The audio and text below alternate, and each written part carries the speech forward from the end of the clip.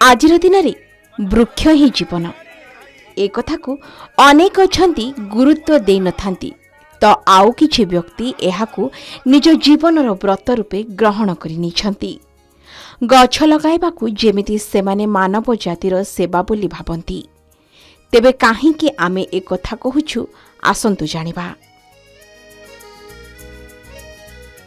ए कथा वास्तवरे सत। सेहि दिन रविवार छुट्टी टिके थाए। आमे सकाळु सकाळु खबर अन्वेषण रे बाहरी थाउ राजधानी भुवनेश्वर विभिन्न अंचल को बुलाबुली करुथबा बेले हठात आमर नजर पड़िथिला 8 नंबर अंचल रे थिबा एक पड़िया परिसर रे। सबु युवक नील रंगर गंजी खंडे खंडे पिंधि थांती।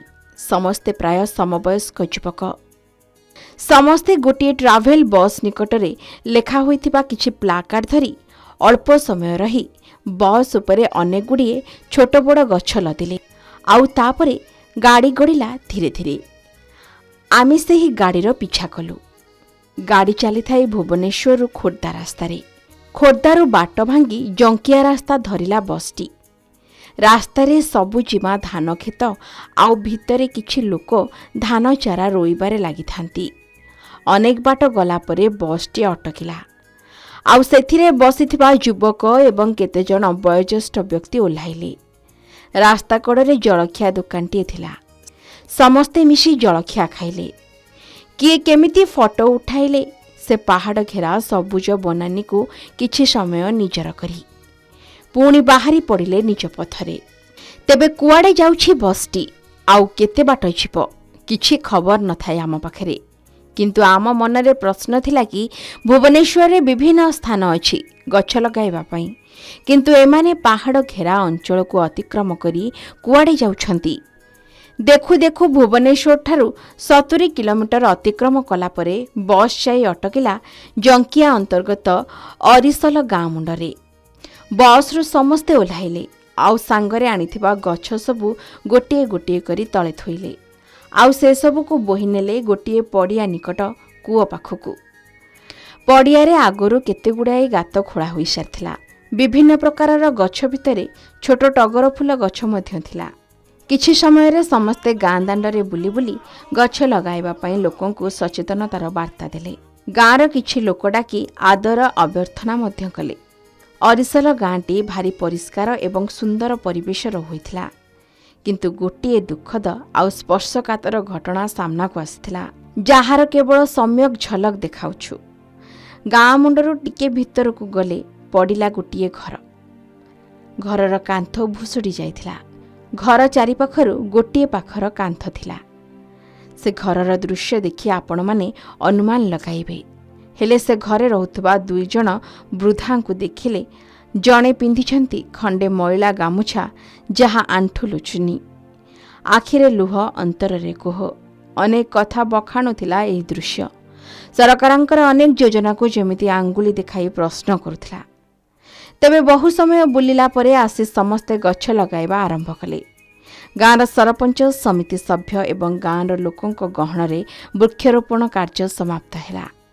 एथिरे भुवनेश्वर लॉ डिपार्टमेंट मध्य भाग नैथिले। एक कथा को आमे जेतेबेले पचारिथिलु सेमाने कहिथिले कि गछ लगाइबा निहाती जरूरी। गछ ही आमर जीवन बंचाई परिबो। गछ हेउछि आमर जीवनर प्रकृत बंधु। आमर आईन विभाग एक सांस्कृतिक परिषद अच्छी जहाँकि सामाजिक कल्याण कार्य बहुत मनोनिवेश करथाउ आमे मेंबर माने। तेणुकर आमे देखिलु ग्लोबल वार्मिंग जुगरे निहाती सस्टेनेबल डेवलपमेंट पई वृक्षरोपण निहाती आवश्यक।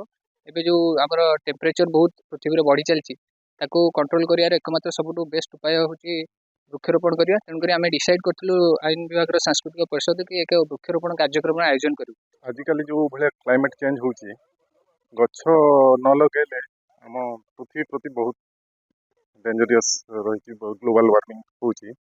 सेतिपई गछ जदि आमे जते भी लगोछु गछर तो विभिन्न उपकारिता अच्छे सेटा समस्ते जानिछंती। तो आमे जतेबेले लगोछु आम गछ जेहेतु आम एनवायरनमेंट प्रति आमे अवदान दउछु सेतिपई बहुत खुशी लागु।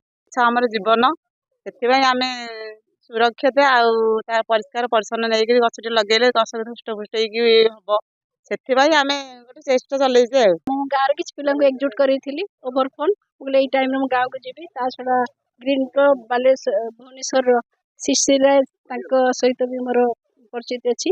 ମୁଁ ତାଙ୍କ ସହିତ କଣ୍ଟାକ୍ଟ କଲି ଯେ ଆମକୁ ଟିକେ ହେଲ୍ପ କରନ୍ତୁ, କେମିତି ଗାଁରେ ଆସିକି କାମଟା ହେଇପାରିବ। ସେ ଯେଉଁ ତାଙ୍କ କ୍ଲବ ମେମ୍ବର ସମସ୍ତେ ଆସିଛନ୍ତି, ବହୁତ ଖୁସି, ଏତେ ସୁନ୍ଦର କାର୍ଯ୍ୟକ୍ରମ କରିଛନ୍ତି, କୋଅପରେଟ୍ କରିଛନ୍ତି। ତେଣୁ ଯେଉଁ ଗଛ ଆଣିକି ଦେଲେ ବର୍ତ୍ତମାନ ସିଏ ଲଗେଇ ପଡ଼େ, ତା ପରବର୍ତ୍ତୀ ଦାୟିତ୍ୱ ଆମେ ମାନେ ନିଶ୍ଚିତ ଦେବୁ, କାରଣ ଏତେ ପରିଶ୍ରମ ବୃଥା ଯିବ ଯଦି ଗଛଟି ନ ବଞ୍ଚିବ। ସାରା ବିଶ୍ୱର ଏକ ସମସ୍ୟା ବର୍ତ୍ତମାନ ଏଇ ଉପୁଜିଛି। କେବଳ ଭାରତ ଓଡ଼ିଶା ନୁହଁ କି ଭାରତ ବର୍ଷ ନୁହଁ, ସାରା ବିଶ୍ୱରେ ବର୍ତ୍ତମାନ ଗ୍ଲୋବାଲ ୱାର୍ମିଂ ଯେଉଁ ବର୍ତ୍ତମାନ ଆହ୍ୱାନ ଆସିଛି, ଆମେ ସେଥିପାଇଁ ଭୁବନେଶ୍ୱରରେ ଗୋଟେ ଗ୍ରୀନ୍ କ୍ଲବ୍ କରିଥିଲୁ। ପ୍ରାୟ ଆମର ହେଇଗଲା 15-17 ବର୍ଷ। ଆଉ ତା ମାଧ୍ୟମରେ କୁନି କୁନି ପିଲାମାନଙ୍କୁ, ଆଜି ଯେଉଁ ପିଲାମାନଙ୍କୁ ଏଠି ଦେଖୁଛନ୍ତି ସେମାନେ ମାନେ 7-8 ବର୍ଷର ଥିଲେ, ସେମାନେ ଗ୍ରୀନ୍ କ୍ଲବ୍ ସହିତ ସମ୍ପୃକ୍ତ। ସେମାନେ ବର୍ତ୍ତମାନ ଅଲଗା ଜାଗାରେ ଚାକିରି କଲେଣି। ସେମାନେ ଏତେ ସେନ୍ସିଟିଭ୍ ପିଲାମାନେ, ନିଜ ଚାକିରିରୁ ଛୁଟି ନେଇ ମଧ୍ୟ ବର୍ତ୍ତମାନ ଯେମିତି ଦେଖୁଥିଲେ ଲ ବିଭାଗର ଜଣେ ଉପବିଭାଗ ଅଧିକାରୀ ଆସିଛନ୍ତି। ତେଣୁ ସେମାନେ ସମସ୍ତେ ଏତେ ସଚେତନ ଯେ ଆମେ ଗଛ ହିଁ ଜୀବନ, ଆମେ ଭାରତ ମାତାକୁ ହସେଇବା, ଗଛ ଲଗେଇକିରି ସେମାନେ ଯେଉଁ ସ୍ଲୋଗାନ ଦେଉଥିଲେ, ବାସ୍ତବିକ ସେମାନେ ଉପଲବ୍ଧି କରିଛନ୍ତି ଏହା ନିହାତି ଦରକାର। ନାଇଁ, ଇଏ ତ ଅତ୍ୟନ୍ତ ଖୁସିର କଥା ଏବଂ ଏକ ମହତ କାର୍ଯ୍ୟ, ଯୋଉଟାକି ଆୱାରନେସ୍ ମଧ୍ୟ ହେଉଥିଲା ଗାଁ ଭିତରେ। ଆମେ ସେଠି ଥିଲୁ, ସାର୍ ମାନେ ଥିଲେ, ସମସ୍ତେ ଆମେ ଥିଲୁ। ଆମ ଭିତରେ ଗୋଟେ ଆଲୋଚନା ହେଉଥିଲା ଯେ କ'ଣ ଗୋଟେ ଶବ୍ଦ ଆସୁଛି, ସେ କହିଲେ ବୃକ୍ଷ ଲଗାଇବା ଆୱାରନେସ୍ ମଧ୍ୟ କରାହେଉଛି ଲୋକମାନଙ୍କୁ। ତେଣୁ ଆମେ ଖୁସି ତ ସେ ତ ଗାଁର ସମସ୍ତେ ଆଖପାଖ ଲୋକ ଶୁଣିକି ସମସ୍ତେ ଆନନ୍ଦିତ, ସମସ୍ତଙ୍କୁ ଖୁସି। ମୋ ପିଲାଦିନେ ମୁଁ ଯାହା ଦେଖୁଥିଲି ତାହା ପୁନର୍ବାର ଫେରିଆସୁ ବୋଲି ମୁଁ ଚାହୁଁଛି। ମୋ ପିଲାଦିନେ ମାନେ ବିଫୋର 74 ଇୟର୍ସ ମୁଁ ଯୋଉଟା ଦେଖୁଥିଲି, ବର୍ତ୍ତମାନ ଯୋଉ ଗ୍ଲୋବାଲ ୱାର୍ମିଂ ହେଉଛି କେବଳ ଡିଫରେଷ୍ଟେସନ ଯୋଗୁଁ। ତେଣୁ ଜଙ୍ଗଲ ନଷ୍ଟ ହେଲେ ସ୍ୱାଭାବିକ ଭାବେ ତାପ ବୃଦ୍ଧି ଘଟିବ। ଏଥିପାଇଁ ବହୁ କଥା ଦାୟୀ। କଂକ୍ରିଟ ଚାରିଆଡ଼େ ଚାଲିଛି, କଂକ୍ରିଟ ଇଣ୍ଡଷ୍ଟ୍ରିଆଲାଇଜେସନ। ଆମେ ଯେତିକି ନଷ୍ଟ କରୁଛେ ସେତିକି ଆମେ ତିଆରି କରିପାରୁ। ଭୁବନେଶ୍ୱରରୁ ରାଜାଙ୍କ ରିପୋର୍ଟ, କେ ନ୍ୟୁଜ୍ ଓଡ଼ିଶା।